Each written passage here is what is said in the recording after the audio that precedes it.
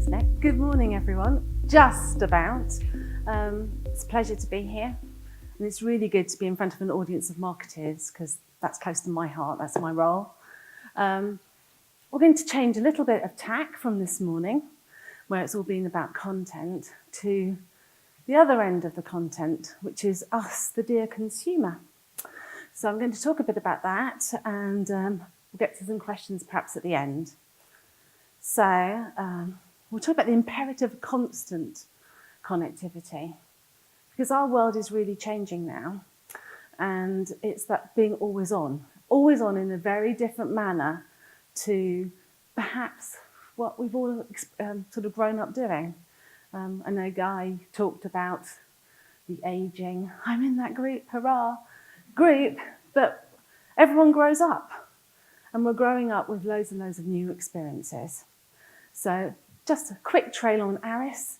Hopefully you know who we are, but we've been at the coalface of everything to do with connectivity for many a year.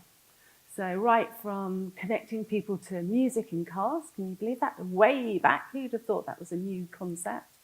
All the way through to the gigabit broadbands that we all want and crave for today and going forward. Next time you see us, we'll be under the new name of CommScope. So say goodbye to Aris, we'll be back as CommScope. Okay, so the CEI. We do a large consumer survey every 1 to 2 years, and we've been doing it over the last 10 years. And we rebranded it this year. It used to be known as the, get it right, the Consumer Entertainment Index, because it was all about looking at how entertainment was changing.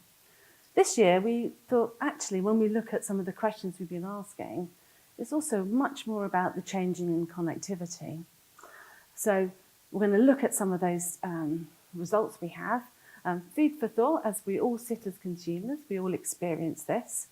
It is going to be a little bit of a challenge with these screens, but you've had your warm up, so you're good at looking at small slides. I will point out as much as possible.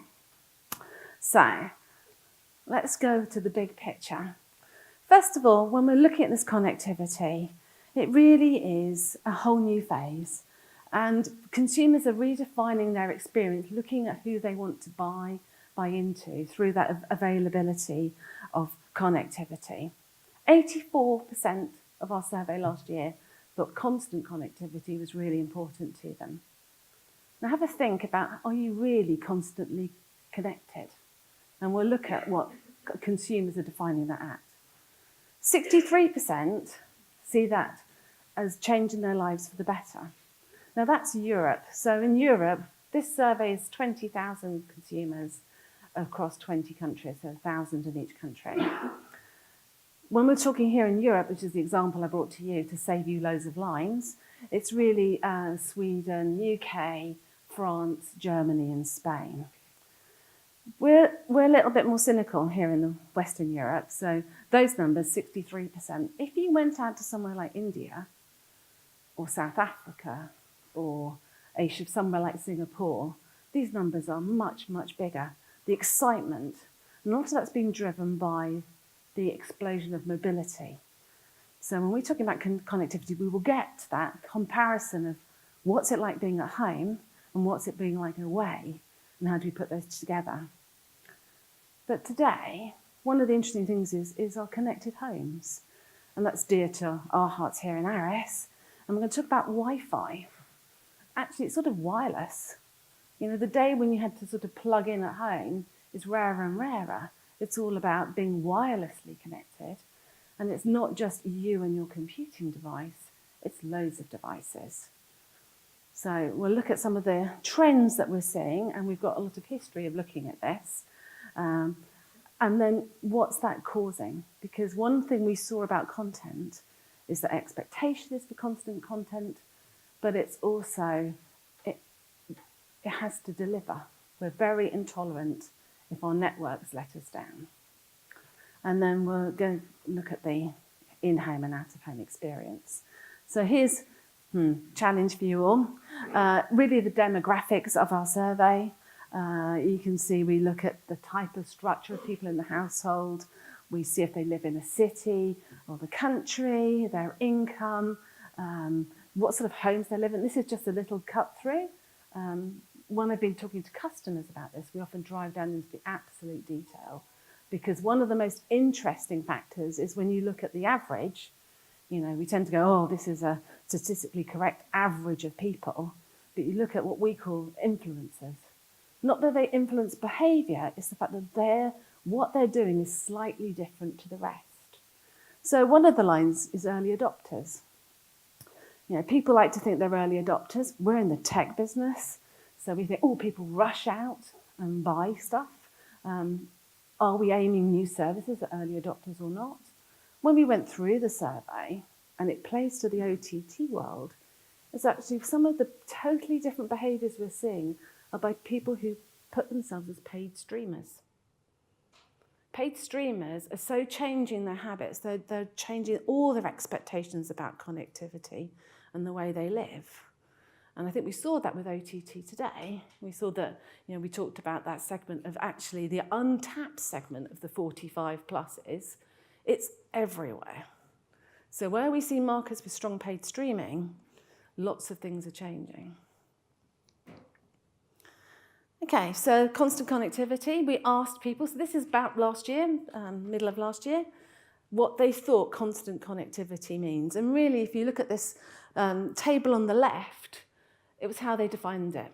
And I think it's almost like the evolution of connectivity. Originally, it was all about just being able to contact someone. You know, the mobile phone was the great changer of that. Then it became more about actually the internet, you know, surfing, you know, getting to information. And now it's like absolutely everything.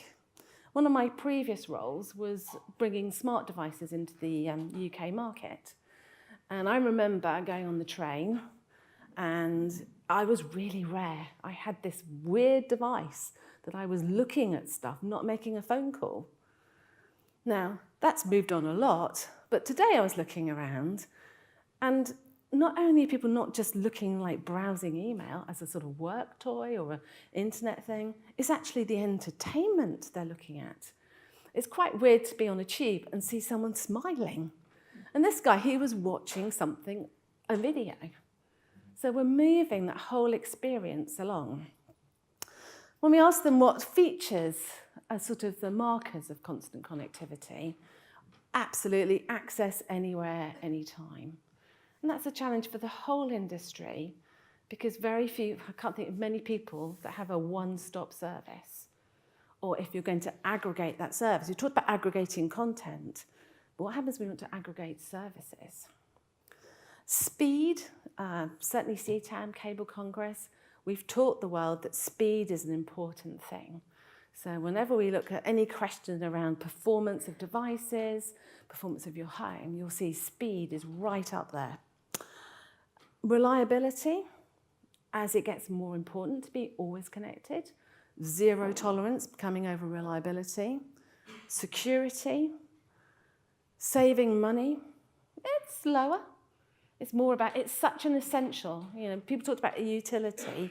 Utility doesn't do connectivity justice. Connectivity today is those things we rely on. How many people downloaded a Google map or checked things here on their phone? It's absolutely pervading all of our lives. And interesting, people aren't too bothered about the technologies that go together. So, let's go and look at some of this in detail. We're going to go into the home, and this lovely little chap reading his stuff here. So, we talked about this sort of image. Let's go and look at some numbers. Okay, this is a test. Across Europe, when we've been asking this number, how many Wi-Fi devices do you have in your home? Now, I'm sure you're counting them up now, and probably, maybe we're all in the industry, so we've probably got a bit more than 7 across our homes. In fact, Europe is, from the last time we did it, a year and a half ago, this average was around 6. It's only gone up 1. And if you're in Sweden, they've gone up 2 devices. If you're in Germany, it's still at 6. So Wi-Fi's in there, but it's taking off. Now, this graph on the left is the spread across those countries. And of course, there's a massive range, but we're sort of slowly, it's getting bigger and bigger into our homes. And on a whole range of devices that are now connecting to Wi-Fi. So this is where your OTT service is coming in primarily. This is relying on a wireless connection around the home. Now, 90% of our respondents said that high-speed internet through Wi-Fi is important in every room. Let's look at how they're streaming. This is a big change, and it's a big change from our previous surveys. It's actually the number of devices that people are streaming to. So I'll read down the bottom line from left to right. So you have laptop, smartphone, smart TV, desktop computer, tablet, set-top, gaming console, 4K UHD TV, DVD Blu-ray, set-top, etc., etc. Obviously, smartphone, very dominant. If I was to put up the numbers for outside Europe, they'd be really high. And they're merging. So, it used to be the TV room. Now TV's everywhere. And that TV content, what you're streaming, is going to be very different because you can access it on any device. So compared to last time we did it, this is who's streaming via a paid subscription service is the top line, and on the bottom via an on-demand service. So like we've been listening to earlier, it's all up on previous numbers. So this is, that's 3 years ago. This is in our psyche. We're learning. It's part of the natural way we go and consume content. Now, again, we talked about OTT and those pulls we heard today. What will happen with AVOD direct to the consumer? Well, there's two sort of sides we ask. We ask them, what do you like about streaming? And surprise, surprise, more content. It is a content game. But people have got wise. They're looking for specific content. They think it's better value for money. They might like the free trial. They can watch any time. It's just changing that experience. But also very important, as we see lots of entrants, lots of people competing for our attention, people walk away. And they walk away for the same old reasons. It's getting too expensive. You haven't got the content that I think is what I want to watch now. It's not good value for money. The trial has ended. I finished what I was watching. Consumers have so much choice, and the power is in their hands. This is going to be a challenge for any company, whether you're Apple, whether you're Netflix, whether you're Liberty. Consumers have the power, and they've got the tools to go and find it.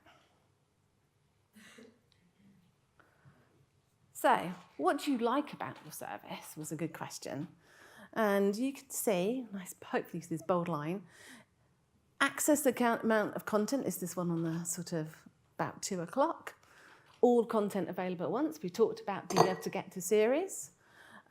Downloading content, still an issue because when I'm traveling, people don't feel 100% secure about availability of content or the cost they may be charged if they change access service. And then on the left, it's about, 11 o'clock, live TV. So don't write off live TV because actually I'm doing that because it's just another device I can get TV on. And I think that's really going to change this whole mix because content is also more than things like the latest programming. Because with a video device in your home, and lots of these digital connected devices are going to be getting you, let's see, the latest sports, e-gaming. We mustn't write about e-gaming. E-gaming, loads of people are signing up and watching content live streamed to their home. We're going to go for things like 4K, virtual reality. Lots and lots of big content in lots of resolution coming into our homes, competing for my attention. Now, this is a bit different to what we saw earlier. We asked them, why? What are you doing? And actually, binge watching is down. So when we asked this about the last 2 times, it's been quite high. It's gone down. And I think it's because TV has just changed. It's not really about the binge. It's about the availability when and where I want. So it's very much about different devices, different locations, different times. It's about a quality one. This one about sort of just after 6 o'clock. It's that wanting the same quality. That's a great expectation. I wonder whether we can still deliver that. So that's sort of changing, and it's putting pressure on the networks and the things that we need to deliver. Oh, before I get to this one, we had a very odd question. And it was really, why does Wi-Fi matter to you? What would you give up on? So I want you to have a little think. If you had to sacrifice your Wi-Fi at home, what would you do? Now, these are the results of the Western European jury. Gym membership, alcohol. So remember that, CTAM people later. Going to the cinema or theatre, eating out, reading, and then nice in the faded bit down the bottom is food, heating, and sex. Now, it looks a small number, but I have to say that one of the things I can do is I can slice this data. And I hate to tell you that in Europe, the ladies amongst us, we double that number and we give up sex. But being worse, because if you're in APAC, it goes up to 11. So now, it's a fun question, but then I begin to, do I trust my audience? Because if I had to give up something, maybe I would give up the gym membership, because that's quite an easy sacrifice. I don't want to be xenophobic, but obviously if you put some countries up here, alcohol gets higher. So it's a fun question, but it's that important. And I think where I see Wi-Fi here, when we go and do this in the future years, it's just going to be that seamless wireless experience. So it's in our psyche now. So the problem with Wi-Fi is, with all these devices coming into our home, lots of things are causing problems. Now, we asked our consumers what they thought the problems were, not what we know.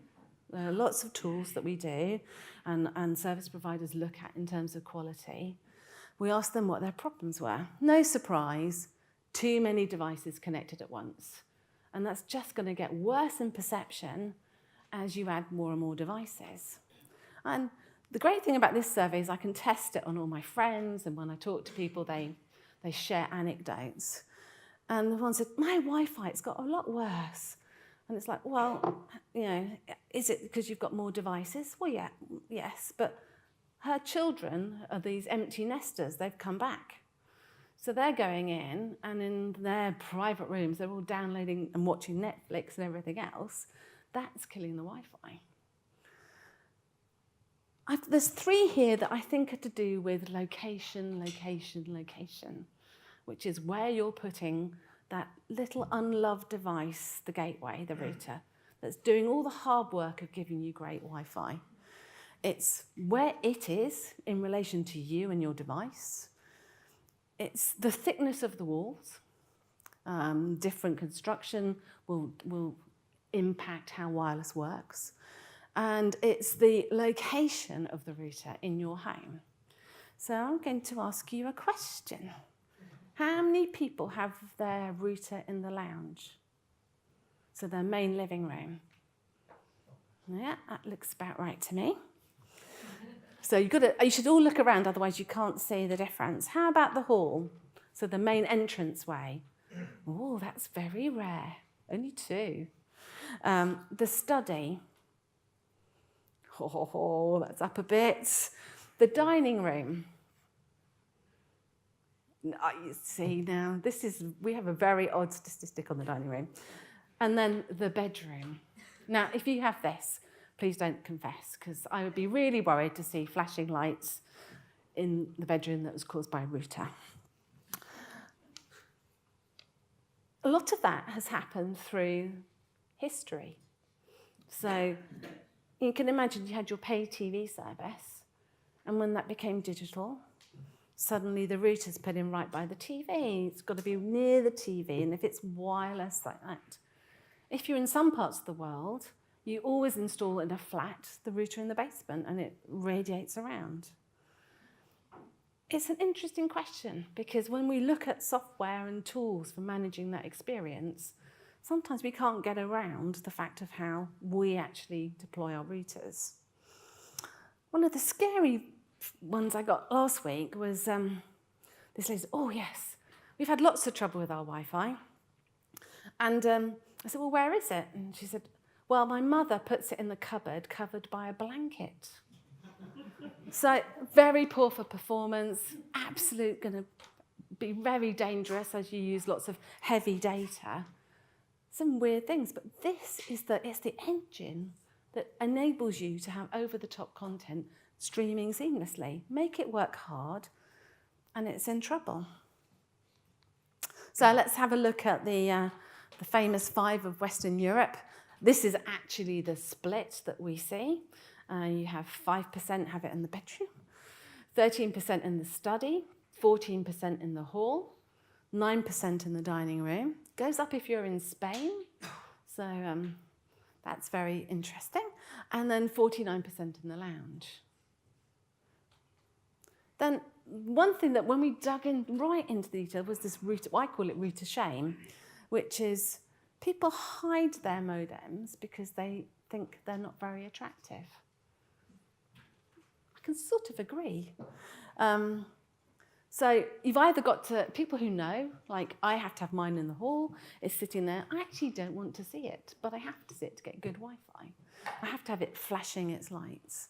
But a huge majority know that positioning is tricky, and this is only going to get worse as we add more devices, and we have more interference from loads of other things in our houses or in our neighbours, etc., etc.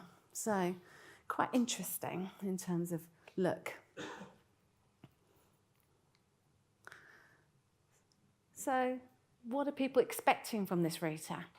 And as I said, speed. We have educated people that speed really matters. So they look firstly for speed, then signal strength. So they know it's got to be really good. And you're seeing a lot of stuff around mesh services coming into homes now to give you better hi-fi and extra points, Wi-Fi and points. Then probably the thing that really showed up very early for us is security. All the issues around security, and this was way before we had all the Facebook and Google and everyone else's scares around security, because this is the gateway into my home for services.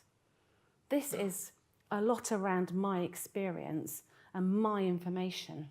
You're learning about me. I think when we do this in next year, we're going to see this get even higher because it's become a really hot topic.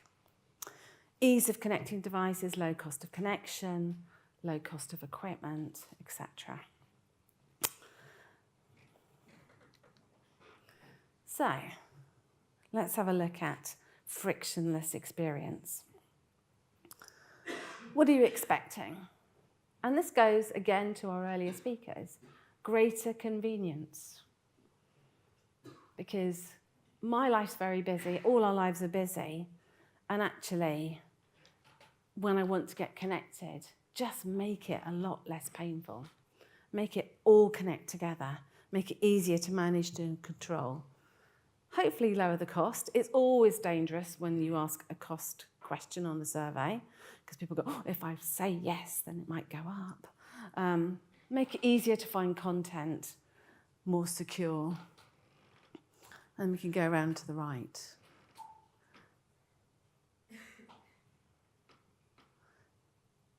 So, but you can see that actually behaviours across Europe are fairly similar, you know, in terms of it's all about convenience. And that will be true whether you're going to be a super aggregator, a plain aggregator, a provider of one service, quad play, you name it. Because again, back to consumer choice, is consumers will shop around. Now, this service in and out of the home, this was quite surprising. So we asked consumers, what are your expectations of the service, whether you're in-home, and in-home is the big, dark, black line, and out-of-home, which is the red line. So broadband service providers, you've set a great expectation and great quality of service. And again, it's around the sort of holy four: speed, cost, security, reliability. And then out of home, it's sort of similar. It's just a slight switch around of the four. Privacy comes a bit more, which is interesting. What's the difference between security and privacy? But look at the gap in actual expectation. So if I'm a broadband service provider, and if you look at all of the quality reports, like JD Power surveys, it's always the poor service provider that gets a bad rap. Yet, on the mobility side, expectations are lower.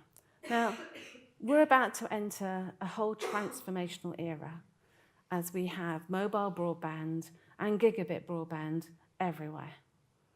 So this I think consumers are going to blur the line. Everyone's repositioning.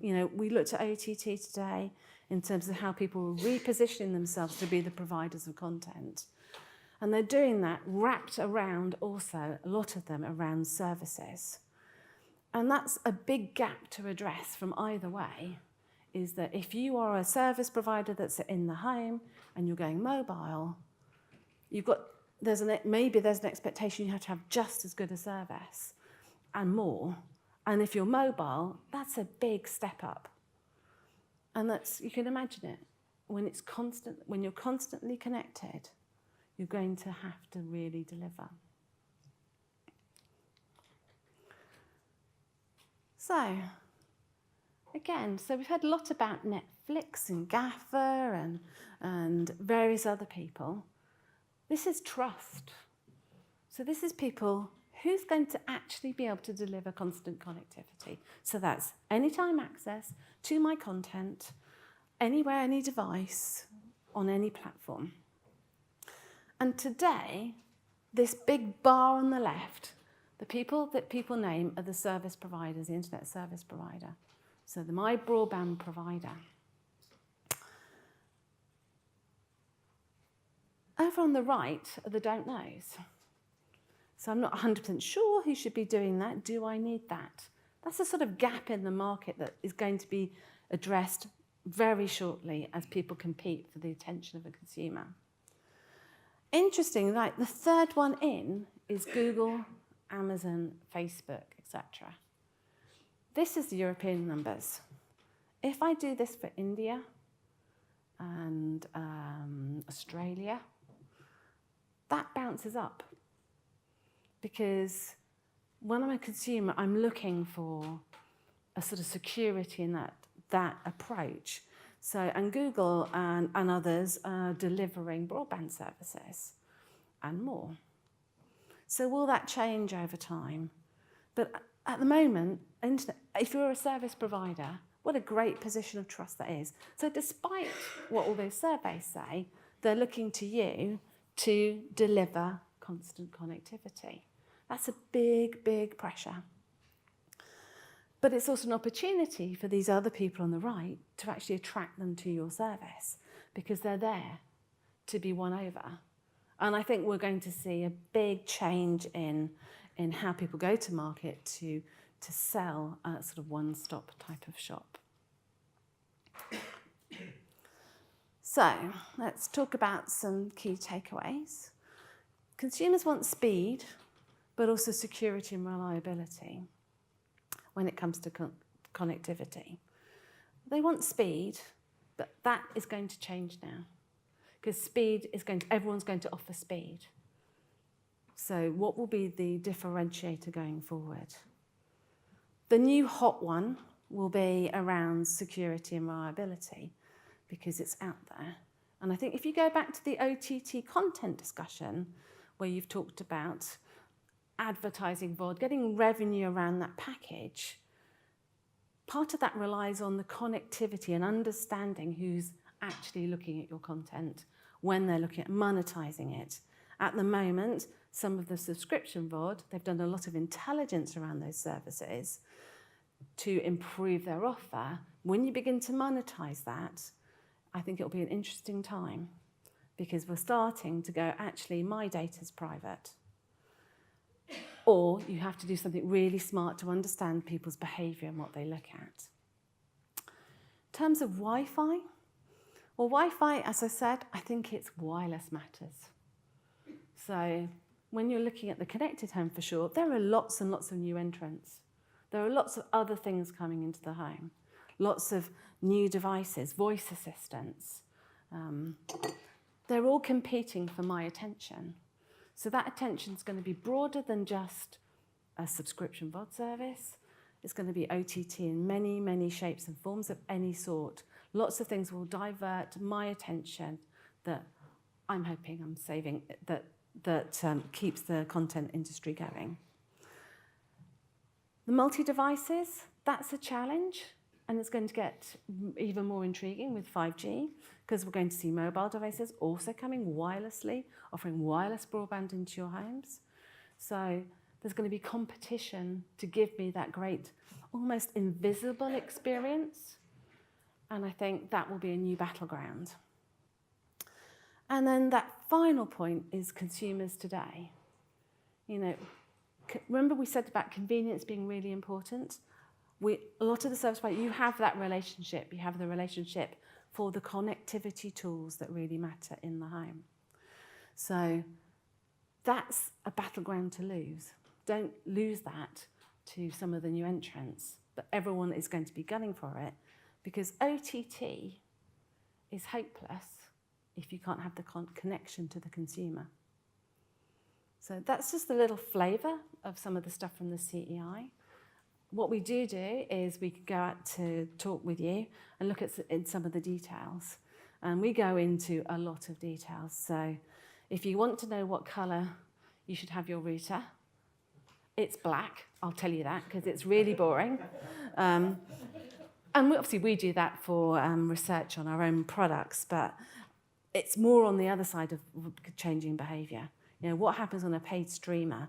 Why are they so different to the average market? So there's lots of deep detail. I'm happy to discuss that with any of you here. So I'm open to questions. Thank you very much. Christine, thank you so much.